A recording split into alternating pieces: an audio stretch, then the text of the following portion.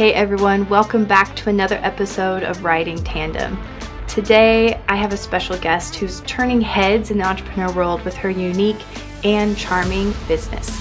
Joining me today is Jennifer Lea, the creative mind behind Entree, straight from Omaha, Nebraska.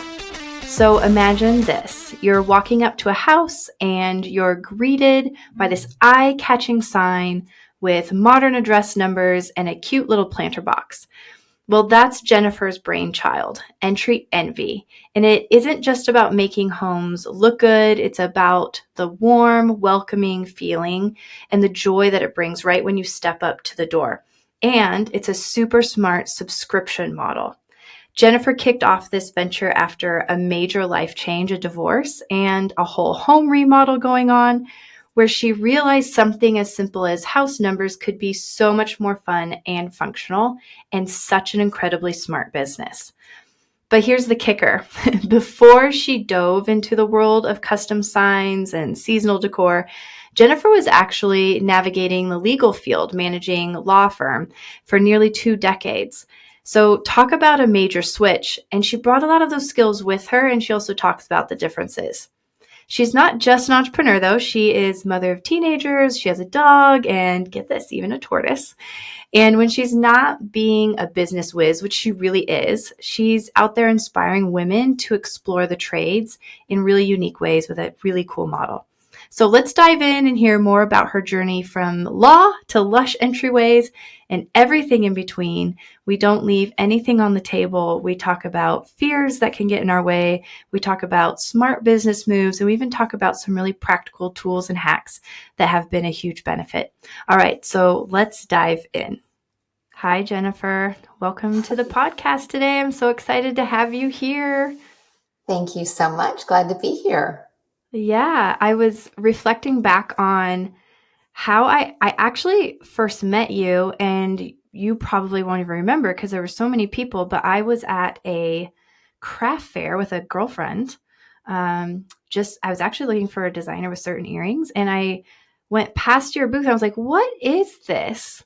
And I remember stopping and talking to you for a while, and you presented your business so well. And I remember thinking, I'm really intrigued by this woman. And then I had a chance to cross paths with you again when you pitched at Rev, and I was like, okay, this is a sign. I need to have Jennifer come on the podcast because you're fascinating. I'm excited for today. Thank you. Thank you. It's been a journey. I think that was a couple of years ago when we first met. And yeah, Omaha's a big, small town. It doesn't matter what side of the bridge you're on. Yeah. So, okay, let's start with your journey, right? Because I want people to know and understand your business, Entree, because it's both like charming and delightful and incredibly smart.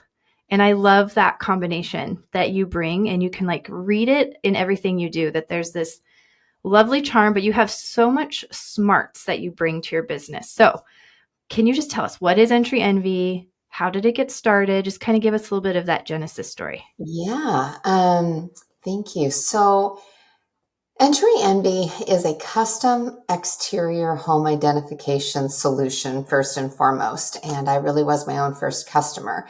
So when I got divorced in January of 2020, COVID hit a couple of months after, and I found myself that year trying to buy a home during the peak of the real estate market and the financial turmoil of a divorce. And I knew the area of Omaha I wanted to be in, but I also knew that beggars couldn't be choosers. There wasn't much on the market, and I was going to have to get what I get and not throw a fit. I found a home in the school district I wanted. It was lovely, good bones, but needed a lot of work. And so I take over this house and I started remodeling it room by room. So I managed a law firm for about 18 years. So I was managing this firm all day long. And then single mom with 2 kids, and I would, get them dinner and situated. And then I started working on projects like refinishing wood floors and laying backsplash and tearing out tiles, showers, and, redoing popcorn ceilings and everything. I literally touched every ceiling, every wall, every outlet, every switch in this house over the course of about 9 months. And it was the best therapy that I could have ever bought. I didn't really know that at the time, but I researched it later, and there statistically is a different part of your brain that's working when you're just doing methodical type activities like painting, that it's really good. So I had a lot of time to think. And during that time period, I became passionate about getting more women into the trades, because at that time, there were hundreds of thousands of women out of work because of COVID, and they were in tourism and hospitality and entertainment. There were also hundreds of thousands of people across the United States remodeling their houses and taking on home improvement projects and complaining they couldn't get any help. And I thought, why? Why do we have two groups of people, one group willing to pay, one group that wants to work, and we can't bring them together? And it started digging into this, and it really, it's a socioeconomic, societal stemming culture issue on so many deep levels, and realized that I was really passionate about solving that problem, but it was not a part-time job. It wasn't something that I could do while I was still remodeling my house, still, trying to adjust to being a single mom with kids and managing this law firm, which was not a small job. And so I kind of shelved that idea, but that's where the seed was planted. So a few months later, I was almost done with my remodel. I was 9 months in, and I'm a big believer of your subconscious mind and first impressions, and that when you walk into any space, any meeting, any event, and including your own home, there is a transfer of energy and a feeling of how does this make me feel? And I think it's so important, and people overlook it in their own homes. And if you think about where you come into your house, most of the time it's through the garage. Garage is usually a disaster. You walk into a mud room or the laundry room, that's more of a disaster. Everything that you have to do. Yes. And how does that make you feel, right? As opposed to my favorite rooms to walk into are a hotel room. I walk into a hotel room and I'm like, peace and calm. There's no laundry to do. There's nothing out on the counter. It's just this beautiful place of serenity. So long story short, I've always tried to be very intentional about how you come home. And I was pulling into a driveway that was a bittersweet reminder of what I had left. It was a substantially lower valued home. The inside looked gorgeous now after my remodel, but the inside still looked like a fixer-upper. Or the outside still looked like a fixer-upper. And I was quite frankly out of time, energy, and money. And I was trying to figure out, how do I easily add curb appeal without spending a lot of any of those resources? So I decided to paint the garage door, paint the front door, update the light fixture at the front of the house, and then update the house numbers. They were above the garage door, under the eave. They were hard to see. They were small. One of them was crooked. And so I started Googling modern house number signs, and starting right there, that's a very boring search. Just let me save you that. And the only one that I found that I kind of liked, had a little planter box on the front of it. And I really I like seasonal decor on my porch. I don't like wreaths because we have a storm door on the outside of it and it gets smashed. You can't see it very well. And 99% of the time they scratch your door, and I had just repainted mine. And so I love the idea of this planter box that could go, with my numbers. It would identify my home. It would be right by my front door. It would be underneath my light. It was the perfect size. But what was I going to put in this planter box that was going to grow? Live in Nebraska, right? It was small. I was going to have to water it, twice a day, even if I could try for 3 or 4 months out of the year. Then the water was going to rot the wood. I don't have time for this, right? So I make the sign anyway, and I take it to a craft store, and I spent 45 minutes in the craft store aisles trying to figure out what to put in there. I had to buy 3 foam blocks because they didn't sell one. I had to buy a whole bag of Spanish moss because they didn't sell me 3.3 ounces. I had to buy 12 tulips, but I only needed 3. So $37 later, at 45 minutes for the time, now I'm driving home, and I get home and I have to find my wire cutters. For some reason, those always go missing in my house. I had to find something to poke in what I bought so that it didn't blow away. I have Spanish moss torn all over the garage trying to get it together. It's a mess to work with if you've ever attempted that. And I'm like, I don't have time to do this every month, but I wanted it. I wanted to celebrate all the holidays and seasons. And so I started Googling faux floral holiday and seasonal decor kits, faux floral front porch subscription kits, everything I could think of, artificial flowers, fake flowers, any variation. I wanted this done. I looked at other manufacturers who were making signs that were similar. Were they shipping anything? Answer was no. And I don't, I think every founder has a story, right? And there's people who ruminate on ideas for a while and finally decide to do it. And then there's people who have an epiphany and the idea comes to them all at once. And then you have to decide if you're going to take action on it or not. And mine wasn't all at once. For 48 hours, I don't think I slept or ate. I just built this whole entire multi-million-dollar company in my head. I saw it immediately. I saw that it didn't have to just be house numbers, that it could be monograms. I know that women love to have a personal way to identify their home. I knew that people who lived in assisted living facilities decorated their doors and would also love something seasonal on their door. And then the number one factor of where you sort of say what the smart part was is in 1997, I was a sophomore at UNO in a marketing honors class, and Dr. John Hafer very specifically told us that day in class, he said, if you're ever going to start a business, make sure it has a reoccurring revenue model. Now, mind you, 1997, this was not a common term. And he went on to explain the Omaha World Herald, like how, subscriptions have been around for a long time. We just don't think about them the same way. They were magazines, they were newspapers. But that always stuck with me. And I thought, this is a reoccurring revenue model. It's not about the signs. The sign is just the container.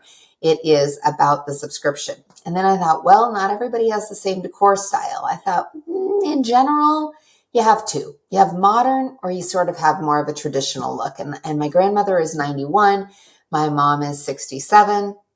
I'm 46. And I sort of thought about those profiles, like what do we all like and how do you accommodate something for everybody? And so I built all the models. I mean, mind you, I managed a law firm for 20 years. So, acted as a CFO in much of my role. And so I've got out Excel and I'm running all of the business models on this. How does this make money? And at the end of this 48 hours, when I had all of this together and knew it was something that was very, very potentially real, I still had the problem of, okay, single mom with 2 kids, no money.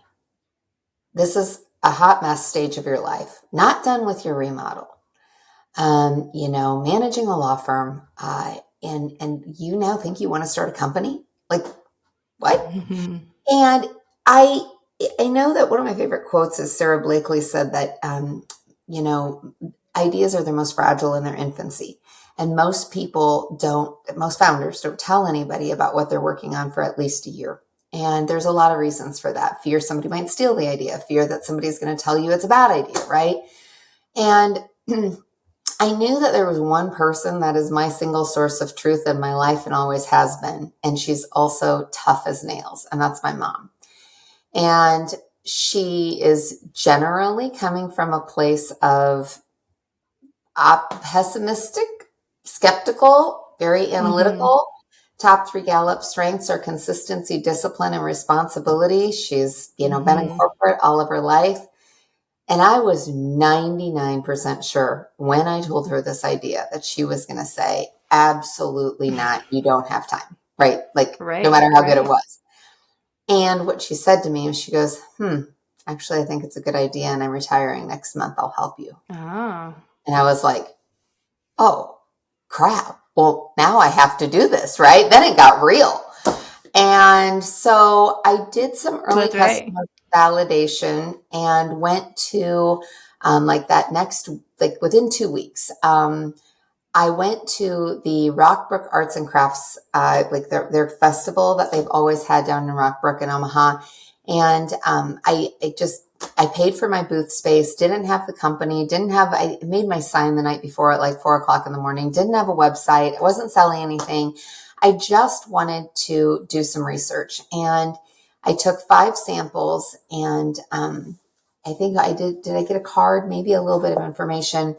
Anyway, I just did surveys. I collected 250 email addresses in 6 hours from women that said, let me know when you go live. This is a great idea. So it was enough validation for me to invest $10,000 of my money to get the company off the ground. I hired a coach and started building the back end and figuring out how to do this. And that was Really, the idea was April of 2021. I started working on the company actively at the beginning of May of 2021, and then we launched in October of 2021.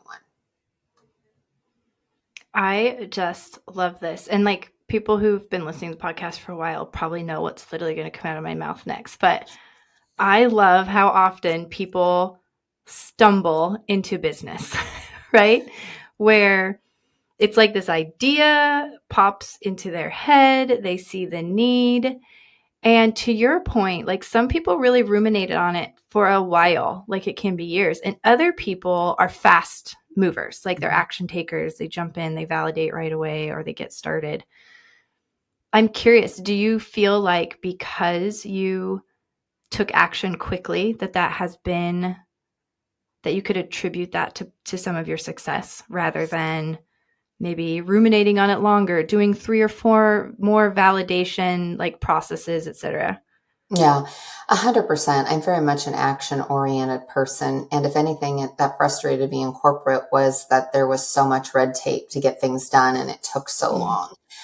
It's one of the things I enjoy the most now owning my own company. There's no red tape. Like I want to do it. I make it happen. It's done. But I just had this conversation with somebody yesterday, actually. Similar question sort of came up. And I said, anytime that there's a decision to make, it's like being on the end of the high board. And the longer you stand there, the harder the decision is and the less likely you are to take it. And so it is climb the stairs, get up there and jump. Like there's no, do it thoughtfully, right? Like if you're going to climb the high board, then you've already had to have thought about it, that this is something you're going to do. But then once you get up there, it does not behoove you to think about it. Like you just have to do it. You just have to jump. I do love how you talked about, and I hope people are like picking up on, though you moved quickly, you moved with information, or you at least put together information, then went out and validated that, which is something that we bring up all the time of great idea, love, the direction, but do know your numbers, work it out a little bit and see if the model holds water, right? Like that's important. Yeah. So I love that you talked about, you spent 48 hours basically in spreadsheets, Yeah. Well, my number 1 Gallup strength is strategic, and 2's maximizer, and 3's arranger. So for me, I've always synthesized that by saying, I start backwards. What's the goal we're trying to get to? How do we get there in the most efficient, highest ROI way possible? And then what are all of the resources that it's going to take to accomplish that? And so those 3 skills have served me really, really well in creating this company. It also helped that I had 20 years of experience managing a $10 million business. So some entrepreneurs have a fantastic idea. They have absolutely no idea how a business runs. And so not only are they trying to figure out how to run a company, they're also trying to figure out how to take their idea to market. For me, marketing is my background. That was my major. It's what I've always loved. But then I got sucked into sort of what the golden handcuffs are of corporate. And I was doing very well. And I was really good at my job.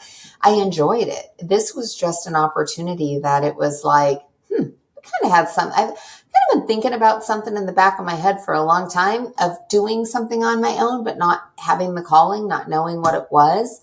And so, it was like, this was an opportunity that I could embrace, but I wasn't also trying to figure out, and to this day, like I'm not trying to figure out how to run the company. I know that, but building a company from scratch, from a dirt concept, is completely different. I was used to managing teams of people. I had management layers in place. So you come up with this idea, and the first thing I start doing is, okay, this needs to be done. This needs to be done. This needs to be done. And I'm like looking around my office at 2:00 in the morning all by myself going, well, who's going to do this? Right? You need some mirrors, right? Like, and you are going to take that Me, one. myself, and you're I, going to take that one. That's right. Yes. So radically different. And it's that way for a long time. I mean, until you can hire your first employee, and then your second, and then your third. And, we now have about 14 team members plus 4 really core, maybe 5 outsourced agencies that are really part of our team. And so you go through all the stages, and the newborn stage is the toughest. I never want to do it again. So many late sleepless nights, and everything breaks, and the company just needs so much of your time and your love and attention, and all the time. And then you go through that. We're still a toddler. We're 2.5 years old, but we're getting better. I've always said, I have 2 children, 12 and 14. And I remember, when they could hold their own bottle, wow, that was a game changer. Wow, you can sit there. You can put your pacifier back in your mouth. Good. We're making progress, right? And so it's like those little tiny gains as the company gets a little bit stronger, a little bit bigger, a little bit more independent, that it gets a little bit easier. Doesn't get less stressful, doesn't get less risky, but you start to be able to just sleep a little bit more, breathe a little bit easier. It's a journey. You mentioned, Jennifer, that early on, and I'm curious if you still engage with a coach, but you said one of the first things you did was hire a coach. What was that coach helping you with, or what does that coach help you with? I have so many coaches. I'm a super big believer of investing in yourself. And every coach in my life has it's kind of a season and a reason. They serve a specific purpose. There is not a one size fits all. I think coaches are as specific as physicians and their specialties, right? You don't go to the cardiologist when you're having GI problems. Well, I've been very intentional about who I've hired. I've been very intentional about what the needs are, who I surround myself with. And sometimes it's a group basis. Sometimes it's one-on-one. There's value in all of it. So, total, I probably have invested, I'd say probably close to $100,000 in coaches, mastermind groups, self-study courses, all of the things to learn how to successfully build and scale a startup.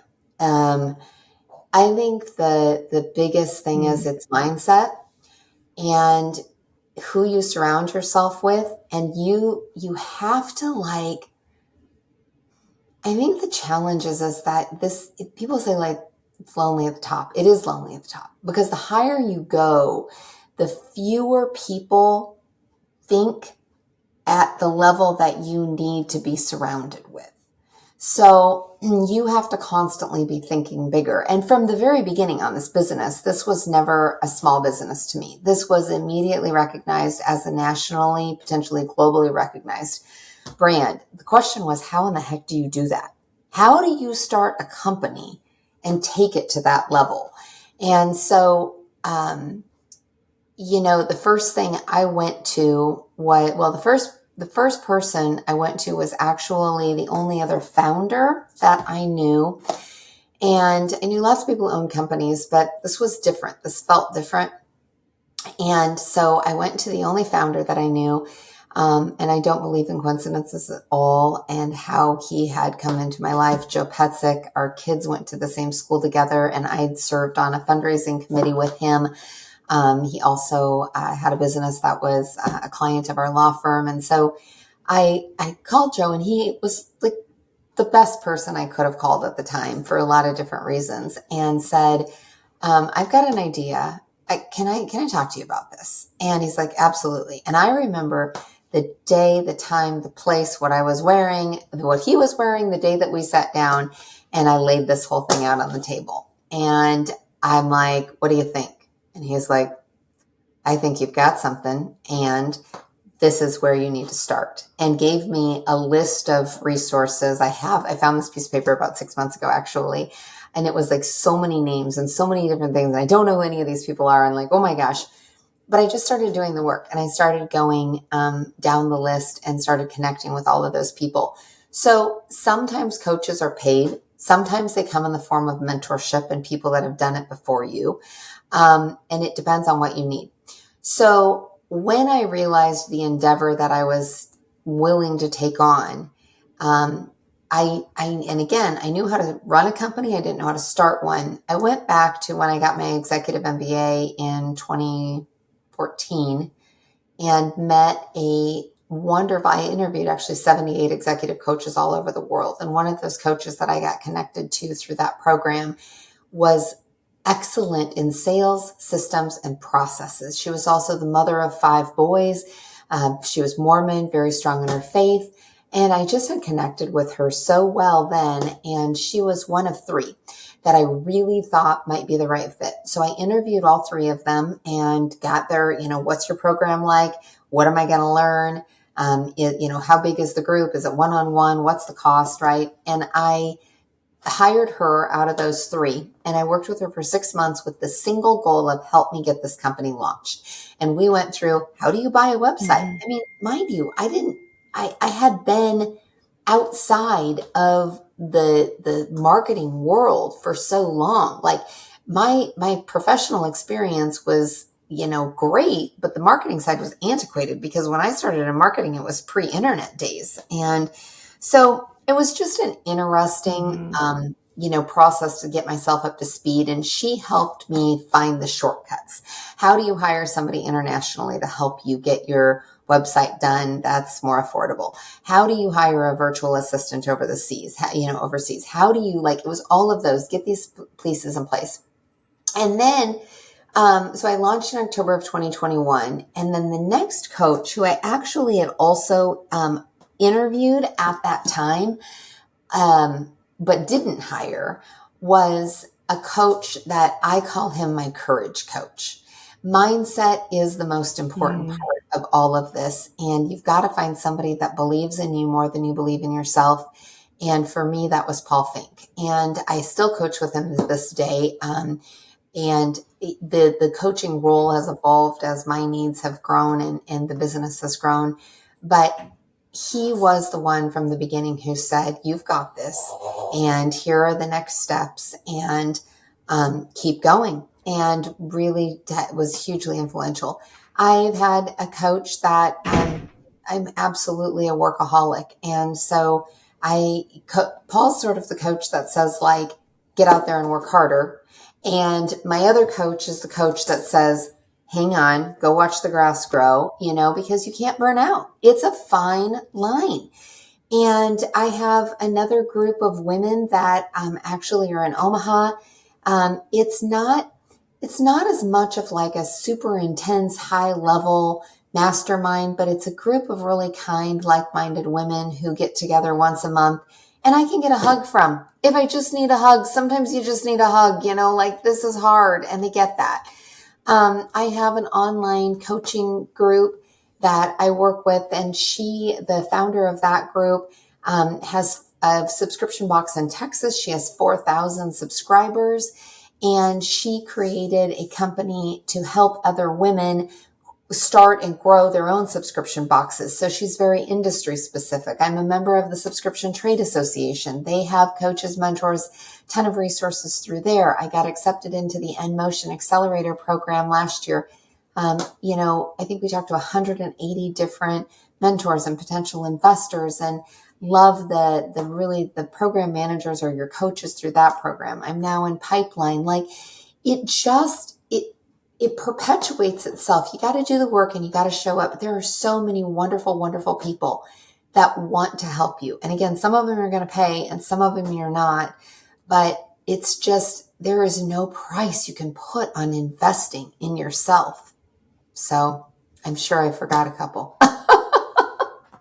Hey there, busy to the brim people. Are you feeling overwhelmed with your social media? Well, you're not alone. It's a common challenge in our digital world. Creating social content can be a tricky beast to tame for people like you and I. So I'm popping into my own podcast to tell you that there is a solution, and it's called a social sidekick. This isn't just a typical social media content service. We offer a partnership through Tandem Works and our team to take your social media from overwhelming to extraordinary. Having a social sidekick is a game changer for your business. Imagine having a 12-month custom strategy tailored to your brand. content that's done for you that truly resonates with your audience, and growth tactics that actually work for Facebook, Instagram, and LinkedIn. With a social sidekick, you get more than just posts. We're very committed to that. You get a partnership. We're here to help manage your social media with a personal touch, ensuring your message is not just heard, but felt. So if you're ready to take your social media from overwhelming to outstanding, I'd love for you to visit the website, thetandemworks.com/social-sidekick-content-creation. Don't worry, there's a link in the show notes. And you can discover there how a social sidekick can transform your digital presence. Let's make your digital presence as impactful as your business with a social sidekick, where we're amplifying your story one post at a time. Okay, let's jump back in. It is true. And I love how you hit on different people for different seasons. It's okay to lean into somebody maybe for a period of time and then to say, okay, I'm moving to a different stage. Because I think sometimes people will also hold on too long to a mentor or coach. And it doesn't mean that you can never speak again, right? It just means that you need something new, or you're at a new stage, and not everybody's going to be with you the whole way. And I think of that when we talk with entrepreneurs, even with employees, right? There are, generally speaking, people who are just perfect and right for that beginning stage of a startup. And those same employees and team members or vendors may not be the right people to go into the next stage. And that doesn't make anybody a villain. Nobody's wrong. Nobody did anything wrong. It's just the right people at the right time, and being able to gracefully move between those. But I love how you talk about, literally hundreds of people in your life, because I do think there's a misconception often of, I have 3 people, right? Like, no. We're talking about networks of people. You may have certain people who are close in your inner circle, but you're really talking about getting out there and meeting and touching lots of different people so that you can learn from so many different perspectives. And I love when we get to bring in, and you mentioned this as well, like, not everyone has to be an expert in your industry. Like, you want a couple of those, like the woman you mentioned who helps with that specific. But gosh, we learn so much from people who don't do anything close to what we do. And I feel like I pick up some of my deepest learnings from those folks. It's pretty incredible. I love it. Yeah, absolutely. I think that it needs to be a balance of almost equal, because in your own industry, you can get very myopic of this is what everybody else is doing. And one of my coaches who's not in that industry always talks about kind of like referencing investors, and investors, get great. The ones who are super successful and who get the great deals are the ones who didn't wait for everybody else to do it, right? Right. They had the insider information and they took action on it. They didn't wait until everybody else bought in that particular part of town. They didn't wait until everybody else was buying that stock. And I think when you're old in the news. it's old news. And when you're in your industry specific groups, it's easy to jump on what everybody else is doing. And sometimes that's okay. Sometimes that works. And sometimes you're better off learning from a different industry and going, wonder if I can apply this to our company and make sense of it. Yeah, I love that. And I wanted to ask you too, like, just on like we've talked about like the coaching part, how you put the business together, but even like right now today, just thinking about how we can lean into each other, right? What types of tools and, I guess mostly tools, like what kind of tools in that are you leaning into right now to keep yourself productive and efficient that you might, I know I have like my top 3 or 4 things that I'm always talking about, and I switch them out, right? Because I discover a new tool or a new way. But what is it you love to share with people that's working for you right now, whether it's a tool or a process or a mindset for you? Oh my gosh, there's probably a lot. From the tech standpoint, I have always been a huge fan of Siri reminders. I use those. I use Siri on a regular basis, like, to set my alarms for the meetings during the day, to remind me in a year to follow up with somebody. Like, I have the systems in HubSpot or whatever, but like, she's extremely effective in my life. So that's a go-to. I use Calendly like every day. Calendly is so much more responsible than I am with my schedule, because if somebody asks me and when can we have coffee or a meeting, I go to my calendar and I'll find time, right? But if I actually use the systems I have in place and respect and honor that, no, I'm only allowing this many networking opportunities this week, and this is when they happen. My schedule is so much more well protected. And the only way that I am managing everything I am right now is because I'm sort of honoring those spaces and the time blocks and what I've created. So the Calendly is huge. I also think that I had the pleasure of meeting Alexi Wellman a few months ago. And one of the things that she said, I don't know if you know Alexi, but she's incredible, and the CEO of is kind of a spinoff of Yahoo. And she said that, take yourself off of the to-do list. Like if you're an entrepreneur, you're going to have 1,000 ideas every day, which I do. And every time those ideas come up, you need to think, who is going to do this? Because it's not going to be you. And that is so true. So it doesn't mean that I don't still work 100 hours a week. It just means I'm not in charge of getting that done. I'm in charge of making sure that it gets done or exploring it or whatever. And that's been a game changer. I am definitely building out our team. I think, mindset around, I don't even know how to explain the mindset shifts that I've had around money. I definitely grew up with a scarcity mindset mentality, and I still battle it. But I also, when I was in corporate, there were a lot of shareholders, attorneys that I worked for who signed my paycheck. And in the world of law firms, whoever has the biggest book of business has the biggest stick in a lot of cases, depending on the firm, but it's always there. And so when issues would come up, every shareholder had an opinion. Every shareholder had a signature of your paycheck at some level. And it became very challenging early on in my career to figure out, how do I sort of rank the importance of people's opinions? How do I help everybody get along? How do I get the best outcome for the business?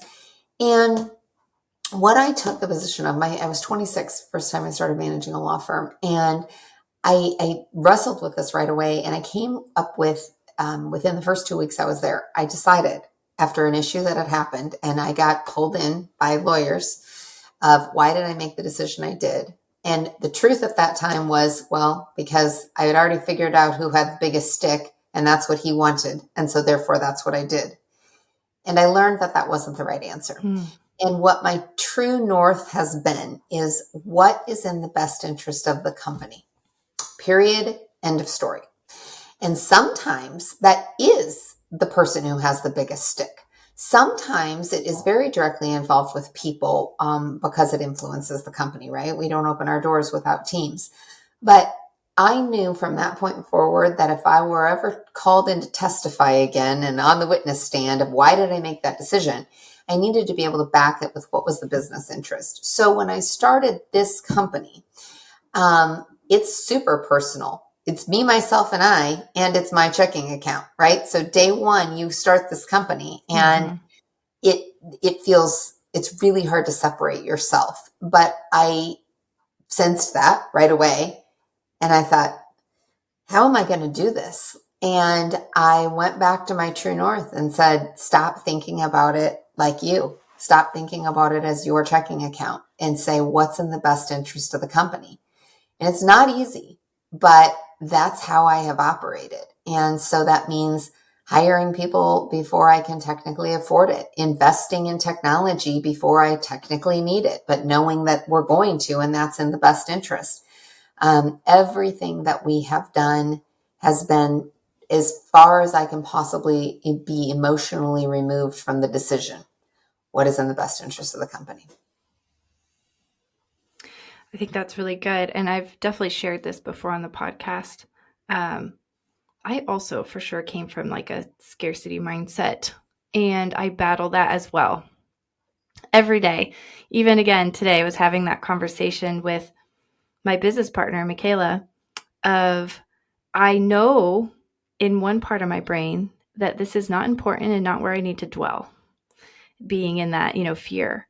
And yet my brain will go there. And I was saying this right this morning. Like, I was like, it's like I have a hard time getting my brain to switch.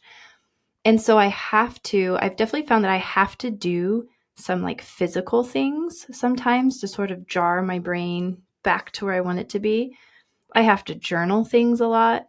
I have to admit it. I think that's been huge for me to be able to say out loud to Michaela, I'm living in fear right now in this moment, and I don't want to be. It's like literally what I said today. And it just helped to say it out loud and then go, okay, Vivian, what would I tell myself if I wasn't me, right? Mm-hmm. And then to hear that feedback from her as well. And that's one of the things that I love about having a business partner. It's like a built-in mentor at times, right? But thinking back to your conversation about having mentors and people in your life, like, are you able to be honest and vulnerable and open with them is so important. I see too often where people will say, oh yeah, I have a mentor, I pay them this, that. And you ask to somebody a question like, well, are you willing to say to them that you're struggling? Oh, no. I wouldn't want to, like, gosh, you're losing half of the value, if not more. I mean, maybe it's more like 80, 90% of the value, really, if you can't be open and vulnerable about that with the right people, right? Mm-hmm. So I appreciate you sharing that, because I think a lot of people are in that. They are in that mindset and maybe afraid to say it. When I first had my first businesses, I literally chose clothing to mask my fear, right? Of, if I wear this, I cut my hair to mask my fear of inadequacies, etc. And it did not serve me well. I was actually quite miserable doing that. So I love that you talk about that.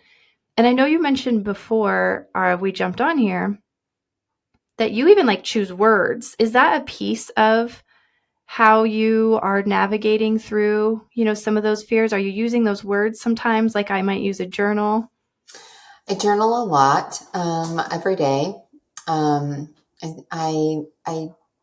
journal every day. I also do a weekly to every other week, depending on my schedule, called the Life in Progress Report. And it's a documented sort of like what's gone really well, what could go better, what are the challenges, what are the wins, sort of recapping that last week or two. Very I cool. love Word of the Year. And so that is like, I do believe like I have to be intentional about what is that one thing that I'm focusing on.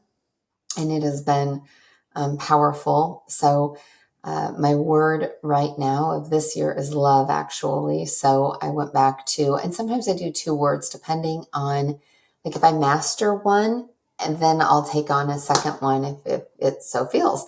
And so when I started my words of the year, it was at the beginning of 2020. In 2021, it was fearless. Like, be scared and do this anyway. And then trust, like, trust myself, trust God, trust the universe, trust the process, trust the team, trust. And then I did surrender, meaning, lay down your weapons, stop fighting. You've built this company and it's not going to fall apart if you just back off a tiny bit. In fact, it might do better, right? And these have all been hard words for me. Then I did clarity. Clarity was the hardest word. It took the longest. I took it on in June of last year, and I would say that it started to get more clear towards the end of November and continued into December. But I'm at the most clear that I've been since that word came into be. And I'm still not entirely sure I'm there. But where I had love, it was like, I've been in bulldozer mode since I got divorced in January of 2020. It was, survival mode, COVID, remodel. I did a blog during the remodel. So, which was good, but like, I have not taken a day, an hour just to like chill and like I should. and then, started this company and, work a bazillion hours. And so I just decided that I needed to be more intentional about loving life, loving our customers, loving my team, just loving myself, just slow down a tiny bit and enjoy this journey because it's pretty incredible. And when you're on it and you're building the plane while you're flying at 500 miles an hour, it's hard. And so I don't think I've grasped it yet, but I'm trying. I'm at least it's there. It's like, don't forget, love. So it's been fun. I think that's so fun. And I was jotting this down as you were talking because I'm pretty sure, I'll try to fact check this, but I'm pretty sure in 2021, my word was also fearless. Okay. Which I wonder if coming out of 2020, a lot of people were like, okay, I'm not going to have this fear. I don't know. My next word was thrive. Okay. And I kind of skipped a year where I felt like nothing jived. Like I played with the word for a while and it just never hit. But this year it has been kindness. And I was talking to my husband some about this because he's like, you're a very kind person, Vivian. Like, what do you mean kindness? And I was like, I think it's because I haven't been able to take the time to show that kindness that I want to show. And I wrote down the bulldozer. I was like, yes, it has felt like a bulldozer at times. So I'm stealing that because I was like, that's a really great way to say it in my own life. Like I've been bulldozing my own life. Yeah. And I want to just reach out to my neighbors and have time, like to invite them over and extend kindness, but then also to extend some kindness to myself because I'm not always very kind to myself. Maybe I'll be kind to others, but then I don't give myself the same grace, right? Yeah. Of, hey, it's okay to take a breather. It's okay. I find myself saying these to people, coaching people through that with clients, saying these things and then realizing, Vivian, you're not considering how to be practicing kind. what you preach, Back right? to yourself. That's right. That's right. The whole do as I say, not as I do, or yeah, exactly. They love that. So I just thought that was kind of a fun little parallel there that I could definitely resonate with for sure. So, okay, as always, I'm like, we could turn these conversations into 3-hour conversations easily. But as I'm just thinking through here, just the different things we've talked about, one thing I did want to ask you a little bit about before we start to wrap up is, you talked about building a community and really encouraging women to consider the trades in entrepreneurship. And I'm curious just how you have been breathing into that on a practical, tangible level. Like what do you mean by that? And what are some of the things you've been doing? Yeah. So I think that's one of those manifestations that has a lot behind it that I don't yet know. Like I don't know where it's going. It's just like with intention that this is I know this is my purpose and I don't know yet quite how it manifests. As of right now, I'm a big believer that you don't need to tell women how to do something. You just need to tell them what needs to be done and when it needs to be done by and walk away. And let them figure it out because they will get it done every single time. And so we have 2 locations. One is downtown in Omaha and the other one is out west. And the downtown location is pretty much women that are 19 to 27.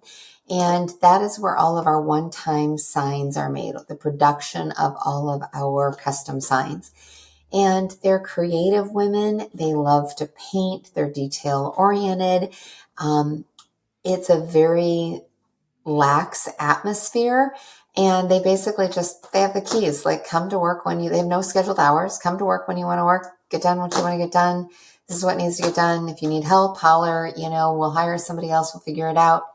And I have always been like this as a manager. I personally hate micromanagement and that oversight. And so the beauty is I get to be in charge of who I hire. And if you need that in your life, don't come and work for me because you're not going to get it.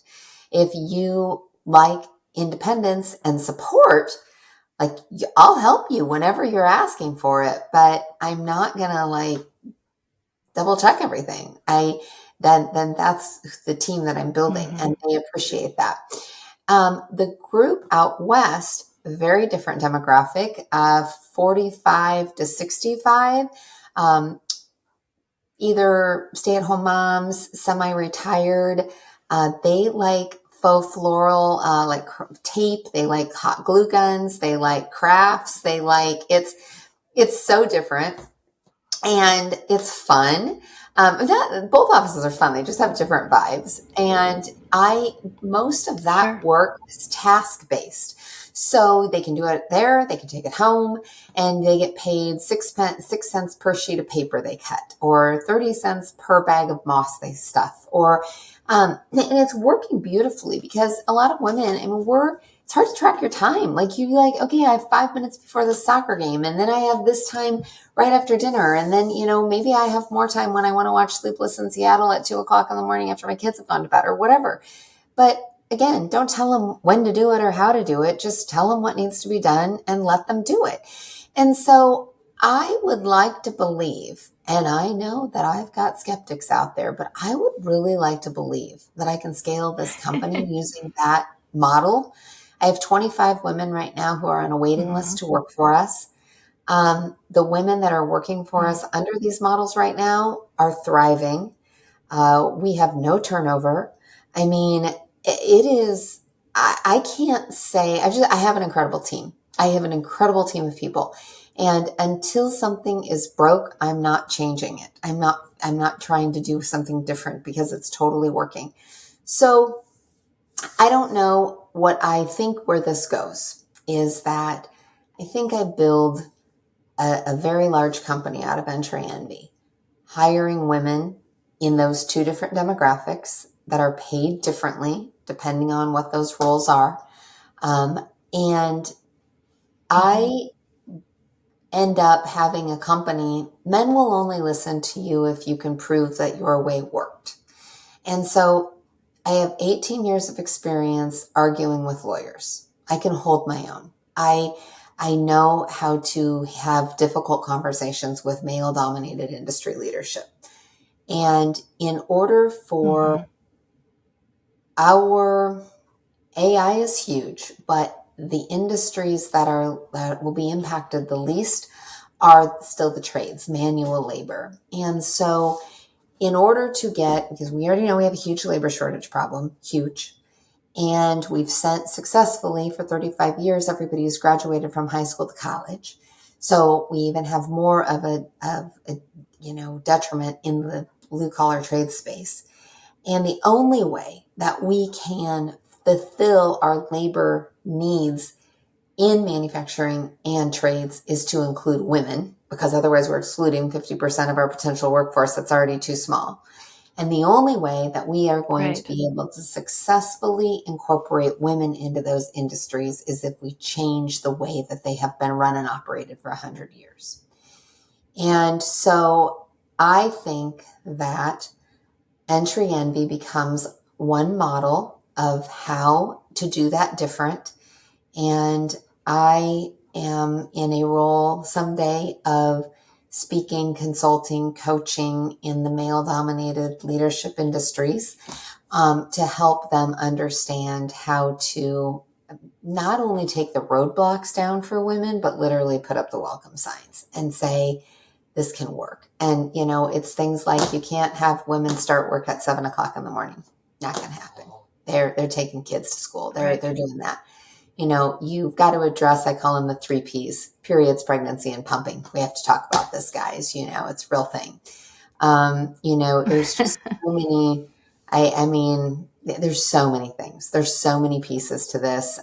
But the reality is we are the caregivers, and we're dealing with the kids, and we're dealing with our aging parents, and we're dealing with our grandparents, and we're dealing with our siblings, and like whatever else, right? We're running the world. And if you want us to also be, at work, then we got to do this different.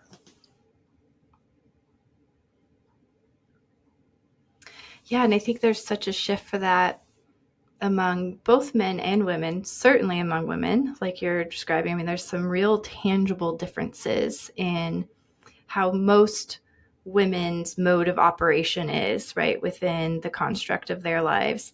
like you said, often they're the ones who are caregivers to children. They are often the ones who are running kids to school, etc. But I do think that, like, this is the fun thing, right? I'm going to botch this now. I'm just kind of, it's occurring to me, but just how generations cycle and what each generation, they talk about the boomers and Gen Y and all these, like what they demand, right? And how society goes through these cycles, and how we're in a cycle right now where we really get to shape things and collaborate between our generation and younger generations. And that cycle has happened before, and it's a really exciting time because it's like when new things are really birthed. And there's some pain with that too. I mean, just to bring it full circle, you were talking about the beginnings, the infancy of a business, right? Well, you're talking about the infancy of some new ways of thinking that can feel painful and not really have its legs yet, and gives people sleepless nights. But then, at what generation are people going to look back and be like, gosh, you remember that time that wasn't normal? Yeah. And now it is. And so I love that you're pioneering different things. And I think that's so true of many entrepreneurs. We start out a business to create a thing or offer a service. But oftentimes I think business owners have so much behind that. And that's where you really start to have that community impact and can really change the world in some pretty big ways, beyond, not to discount the, having a lovely entryway and solving that problem is amazing. But oftentimes there's so many other layers, right, to an entrepreneur and what it is that the change they want to affect in the world. I thought about that a lot in the last week, actually. And I think at the end of the day, I've always said as a leader, like when I've worked with employees and I have hard conversations with them, I always say, I just want you to be happy.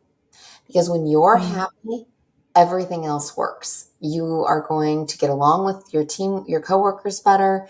You're going to perform better. You're going to be a better human. You're going to make the world a better place. Like, just be happy. So do what it is that makes you happy. And so, I think that we deliver joy. When we talk about what Entree Envy does, and we deliver a monthly or a quarterly faux floral holiday and seasonal, subscription kit to somebody's door, we're delivering an experience. We're literally just delivering joy. And the J, I kind of was coming up with an acronym for our core values. And I think that if I broke it down and said, okay, it is joy. We joyously deliver 5-star customer service. We value open and honest communication, and you're happy. Like, it's that simple. Like, you're happy. And whether that's you're being a team member or you're being a customer, it's kind of all in that same space. So I think that's really, it's really true, but it's fun. It's fun.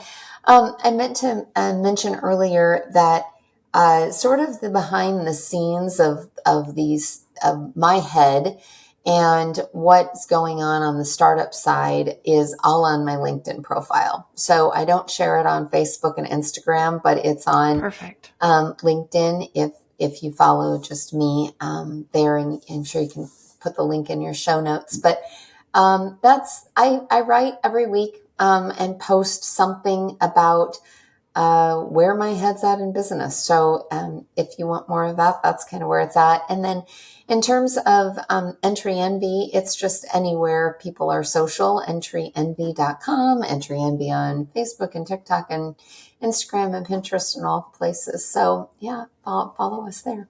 Perfect. I love it. Well, thank you for telling people how they can connect with you, because we always want to have that. And I will link to all of those places in the show notes. Thank you.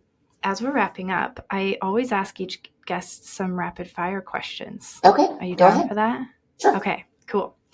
Jennifer, what do you think the biggest misconception is about owning a business? That it's easy and it's fun. It is fun. It's not easy. Yeah. I'm the hardest boss I've ever had. That's fair, right? Is there a piece of advice that you've been given and you have actually successfully applied to your business? Oh, so much. I mean, I think I gave one earlier, today, that's just take yourself off the to-do list, but I would say that I've read so many books and invest in yourself. I mean, I think that's just an underlying message, just learn. Mm-hmm. Is there a song or a book or a podcast or anything like that that's inspiring you right now? Um, I there's again a lot of those. I have a playlist called sort of Jen's inspired list. So when I need a little boost of like energy or Love confidence, it. I listen to. I just read a book a few months ago that changed the way I thought on a lot of things, called 10x is Easier Than 2x by Dan Sullivan and Benjamin Hardy. 2x thinking is working twice as hard to get twice the results. 10x thinking is working a fraction of that, but thinking and working in a way that's getting you 10x results. So that was a kind of a game changer book. And then the book that's sitting on my nightstand right now is called Undaunted by Kara Golden, who's the founder of Hint. And it's just a really Mm, awesome motivational book of like, this is a long journey. It's not, there is, there's a quote that says something about like overnight success that took 15 years to happen, and I always look at that exactly. because Yes. Right. whenever I'm comparing myself or my company to others, I always find myself surprised when I find out how old that company is or how long that founder's been at it. And then I'm like, oh yeah, Hmm. yeah, we're 2 years old. Like hang tight. But entrepreneurs, I Absolutely. think by nature are impatient, Yes. and it's a success and a strength and a weakness, right? Absolutely. Always trying to cram more in, and I have to walk that back so often. Yep. But speaking of walking things back, when you do kick back and relax, do you have like a favorite go-to beverage? I'm a wine girl. I drink red and white and rosé and bubbles. Really have met wine that I don't like. So yeah, wine. I love it. Same here. I'll even show up to like the beer events with a bottle of wine, and I'm like, I'm fine with that. I'm just I'm good that's with a how I Miller. do it. I'm good with a Mick Ultra or Miller Lite too. So I will drink a beer, but I prefer those for hot sunny days and swimsuits. Sure, absolutely. Jennifer, is there something that people often get wrong about you? Mm. The comment that I've heard throughout my life is, "Are you always this happy?" And the answer is yes. Like life's short, Mm, just smile. Takes less energy to be happy than it does to be anything else. So maybe. yeah, yeah. Okay, last one for you. And I feel like we've touched on this already, but I think it'd be great just to recap, summarize, because this is like the most important thing, right? Um, what do you think business owners can do that really has impact and makes the world a better place? Show up for their people. I think your job isn't to get it done. Your job is to help everybody else on your team have what they need to be successful. And yeah, what I said is just be happy. We have a happy employee. They're gonna be engaged. All of the statistics relate around that. We know, right? They're gonna do a better Mm-hmm. job. There's 100% like just keep your people happy. And that it's that simple. I know it's not easy. It's one of my favorite quotes is that simple doesn't mean easy, but it's that Mm-hmm. simple. Just keep them happy. Yeah, I love it. And I love your idea of a simple core values with the joy. We love core values here. We talk about them a lot, but I like Yeah. that for sure. Keeping things simple. I was just kind of like thinking back through our conversation, like how would I like summarize and recap? And I was thinking about how you mentioned that a lot of this started when your house was under construction, like you were remodeling.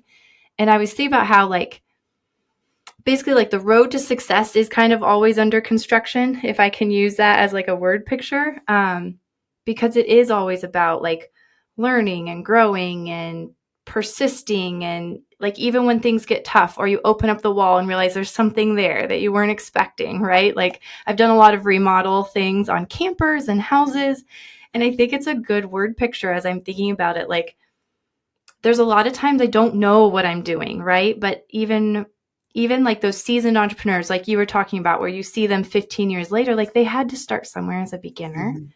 And so as I'm just thinking about wrapping up here, like I feel like one of the messages that comes through today is just like that keep pushing and keep learning, and like don't underestimate yourself. And it's okay to have fear. Reach out for help. Like it's normal. Like don't let it paralyze you. And so I just love how you brought all those themes together. And I just really appreciate you sharing and being open and vulnerable. And I really hope that people do reach out to you, follow you on LinkedIn. I know I'm going to check it out for sure because I don't know if I follow you on LinkedIn yet. So I'm going to go look and see for sure. And just wish you so much success too. Like I said at the beginning, I have really been intrigued by you, and I'm just honored that you came on the podcast to talk with us. So thank you. Oh, well, thank you. It's an honor to be here, and I truly do love your analogy of success is a lot like construction. I mean, that's really interesting because I think a lot of it is you just have to start. You do just have to start. Like, and I think the thing that resonates the most with me is it is messy, and it's not gonna look great until it's sort of done, and that Right. done part can take a long time, and it's sticking with it through the mess while, working through the remodel, working through the construction. Like it's not easy. It's not necessarily fun, but then when it's done, it's so rewarding. It's so satisfying to just be able to I did that. Like I figured that out. So I don't know. Entry envy is, I think the hard part is when is it done? When do you look back at that? When do you look at the house and go yeah, I got that done, I would say I've maybe gotten if I had to equate my company to a remodel of a house that I'm redoing the whole thing, I think I've gotten the kitchen done, which is big. The kitchen is big, and expensive, and it's hard, and Huge. it's detailed. But it's I got to do all the rest of the house now. And the rest of the house won't be as hard, right?